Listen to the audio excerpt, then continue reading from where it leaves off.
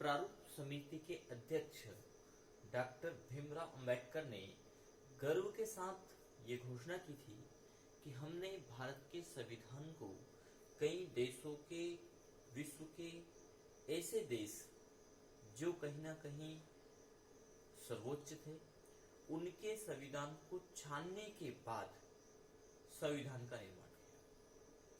उनको देखा गया, परखा गया, उनकी विशेषताओं को जाना गया, कमियों को जाना गया, और इसके बाद जो सही लगा वो संविधान के अंतर्गत लिया।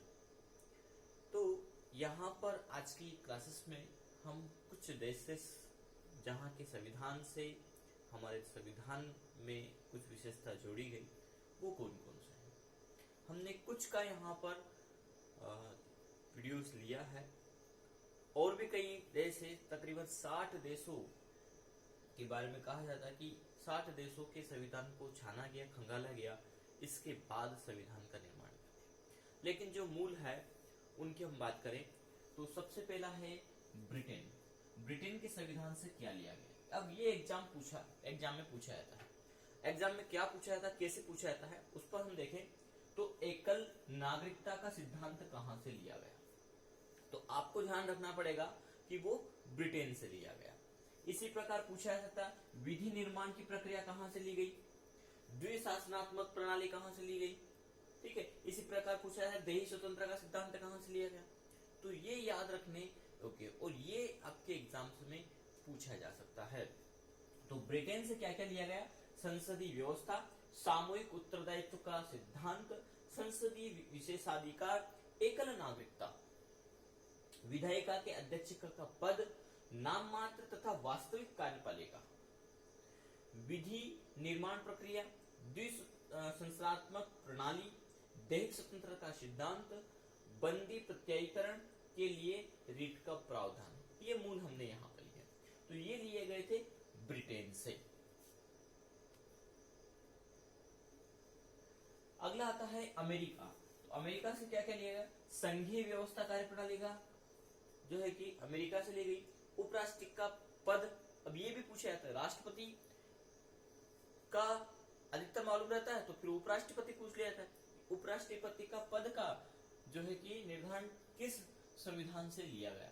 तो ध्यान रखिएगा अमेरिका।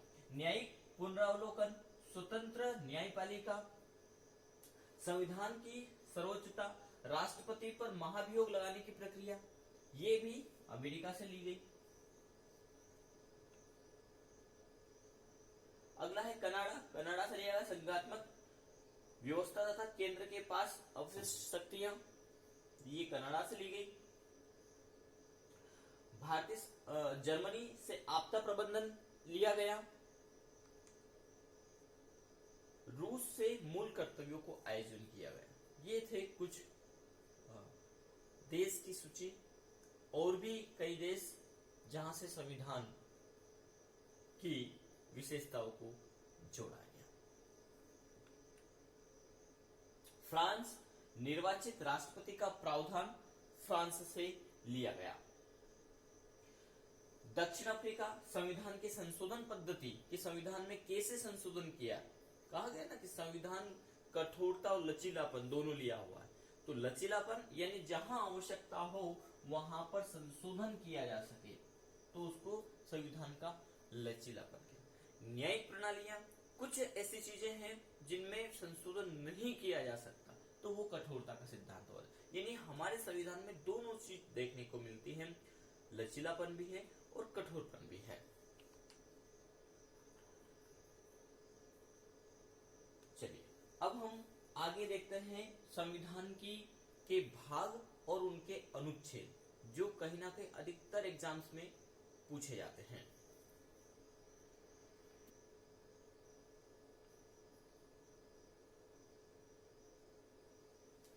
चलिए पहला आता है संघ और उसका राज्य क्षेत्र। तो ये रखा गया है भाग 1 के अंतर्गत। भाग 1 से हम स्टार्ट कर रहे हैं, और इसके जो पूरे 25 भाग में हमारा संविधान है और 12 इसकी अनुसूचियां हैं, उनको हम डिटेल पढ़ेंगे।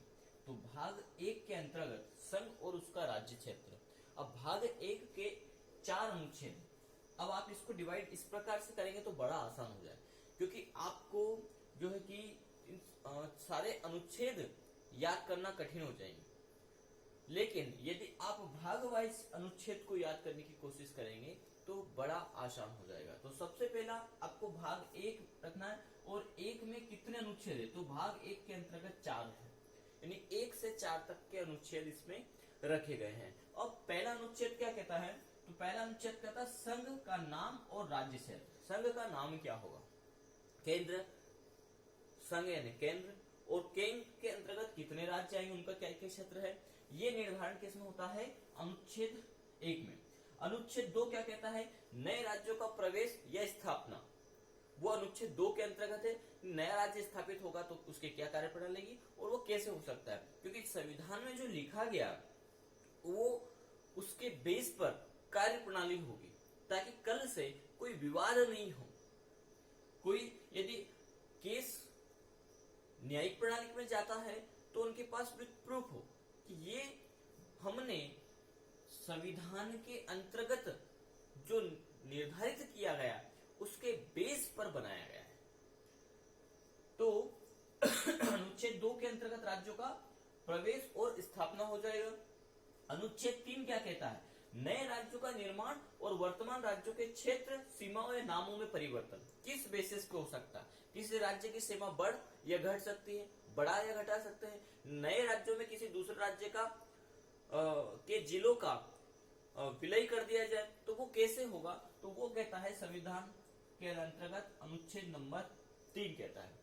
अनुच्छेद नंबर 4 क्या कहता है कि यदि पहली और दूसरी, साथ ही साथ तीसरी और चौथी, यहाँ पर दिया गया कि दूसरी और तीसरी के अधीन इसको बनाया गया कि इनके आधार पर यदि कहीं कहीं इस प्रकार की विवादास्पद स्थिति आती है तो उनके संशोधन का समाधान अनुच्छेद 4 में वही डिक्लेयर कर दिया गया।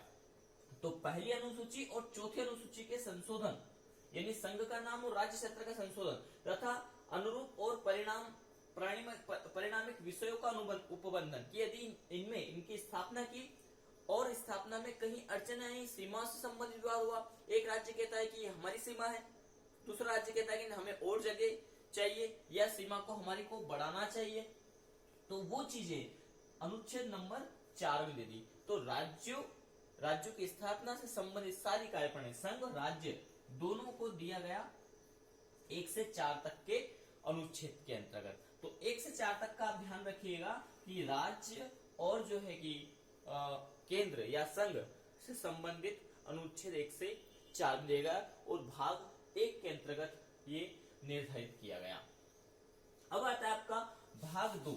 भाग 2 में क्या है, तो भाग 2 में है नागरिकता, ठीक है, और उसके अंतर्गत कहां से कहां तक है, अनुच्छेद 5 से लेकर के, क्योंकि 4 तक के यहां हो गए, 5 से लेकर के तो 11 तक के अनुच्छेद भाग 2 के अंतर्गत रखे गए। 5वां अनुच्छेद क्या कहता है, संविधान के प्रारंभ पर नागरिकता कि संविधान जैसे लागू होता है उसके बाद नागरिकता का क्या रेश रहेगा। तो नागरिकता से संबंधित जितने भी कानून व्यवस्था की बात करें हम, अनुच्छेद 5 ये कहता है। दूसरा अनुच्छेद 6, क्योंकि भारत से एक अलग राष्ट्र पाकिस्तान का निर्माण किया गया, तो पाकिस्तान में रहने वाले हिंदू भारत आना चाहते हैं और भारत के अंतर्गत रहने वाले बहुत सारे मुस्लिम पाकिस्तान जाना चाहते हैं। तो उस समय ये स्थिति बनी, तो उन्होंने रखा कि भैया ऐसी स्थिति में क्या किया जाए, तो उसके लिए प्रावधान उन्होंने अनुच्छेद नंबर 5 में रखा नागरिकता का, और 6 के अंतर्गत रखा पाकिस्तान से भारत को प्रव्रजन करने वाले कुछ व्यक्तियों के नागरिकता के अधिकार।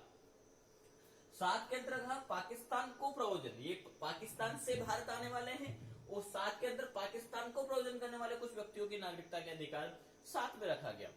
8 के अंतर्गत भारत के बाहर रहने वाले नागरिक उपद्रव के कुछ व्यक्तियों के नागरिकता के अधिकार उद्धव यदि वो आना चाहते हैं, उनका जन्म बाहर हुआ लेकिन उनके पिताजी या दादाजी हमारे देश के रहने वाले थे, उनका जन्म उनकी नागरिकता भारत की थी, अब उनका जन्म वहां हुआ, वहां की नागरिकता और वो वापिस आना चाहते हैं, तो उसके अधिकार दिए गए अनुच्छेद 8 के अंतर्गत। फिर आता है आपका 9, अनुच्छेद 9 के अंतर्गत विदेश राज्य की नागरिकता स्वेच्छा से अर्जित करने वाले व्यक्ति, वो चाहते हैं कि हम विदेश की नागरिकता लें, कहीं अन्य देश में वो जाना चाहते हैं और स्वेच्छा से उनकी नागरिकता लेना चाहते हैं, तो यहाँ की नागरिकता से उनको त्याग पत्र देना पड़ेगा। तो उससे संबंधित अनुच्छेद 9 में दिया गया। अनुच्छेद 10 के अंतर्गत क्या कहता है? नागरिकता के अधिकारों को बनाए रखना, जो अधिकार आपको मिले हैं वो बनाए रखने से संबंधित पूरा डिटेल दिया गया अनुच्छेद नंबर 10 के अंतर्गत। अनुच्छेद नंबर 11, अनुच्छेद नंबर 11 कहता है संसद द्वारा नागरिकता के अधिकारों का विधि द्वारा नियमन किया जाना, ताकि ये नागरिकता के अधिकार बने रहे, तो वो अनुच्छेद नंबर 11 में दिया गया। तो भाग 2 के अंतर्गत नागरिकता और नागरिकता के अंतर्गत 5 से 11 अनुच्छेद निर्धारित किए गए हैं। अभी इसमें क्वेश्चन पूछा था नागरिकता के अधिकारों को बनाए रखना किस अनुच्छेद में है, तो अनुच्छेद नंबर आपको याद रखना पड़ेगा 10 के अंतर्गत ये है।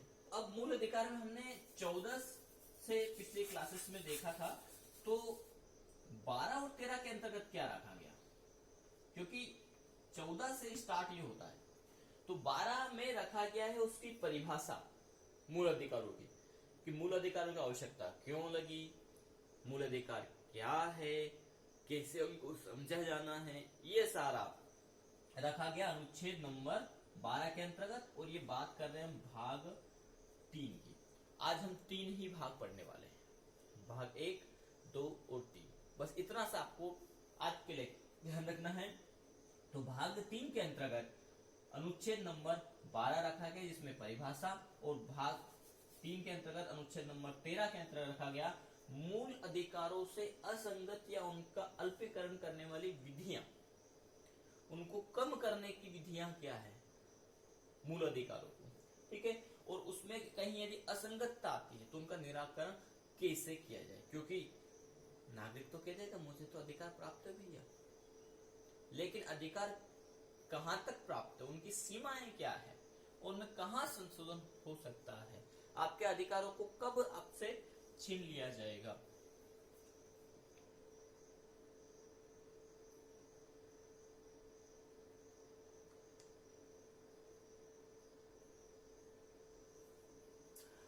भाग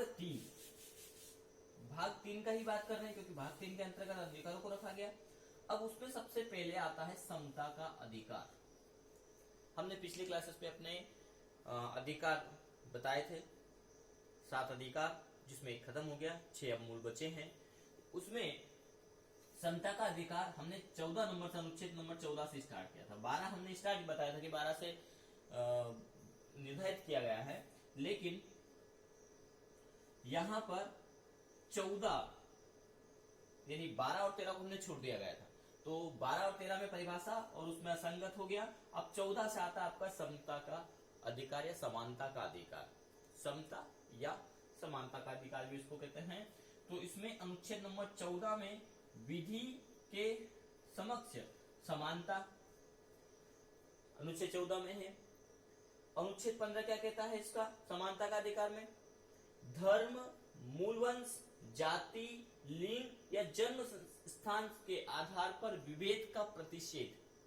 यदि कोई हम किस जाति के हैं, धर्म के, उसके आधार पर उसमें हमें विभेद करता है, तो उसका प्रतिषेध या विरोध किस प्रकार से किया जाए, ये समता का अधिकार अनुच्छेद नंबर 15 कहता है। फिर आता अनुच्छेद नंबर 16, लोक नियोजन के विषय में अवसर की समानता। लोक नियोजन यानी कोई लोक कार्यप्रणाली है, तो उसमें आपको समान अवसर कैसे मिले। यदि कोई आपसे अप्रशिक्षता करता है या आप में समान नहीं देखता है, समानता नहीं रखता है, तो उसके लिए आप किस प्रकार से न्यायिक प्रणाली का सहारा ले सकते हैं अपने मूल अधिकार के अंतर्गत।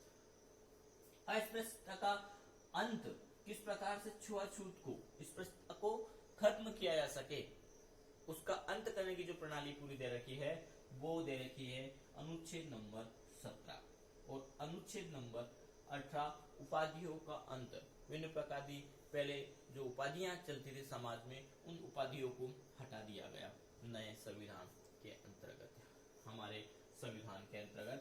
तो समानता का अधिकार स्टार्ट होता है आपका 14 से, जाता है अनुच्छेद नंबर 18 तक, भाग 3 के अंतर्गत। और भाग 3 के अंतर्गत समानता के अधिकार में कितने पॉइंट लेंगे? 14, 15, 16, 17 और 18। इतना आपको ध्यान रखना है। भाग 1, भाग 2, भाग 3 तक का हमने देखा। अभी भाग 3 भी हमारा पूरा नहीं हुआ है। तो आज की क्लासेस में इतना ही।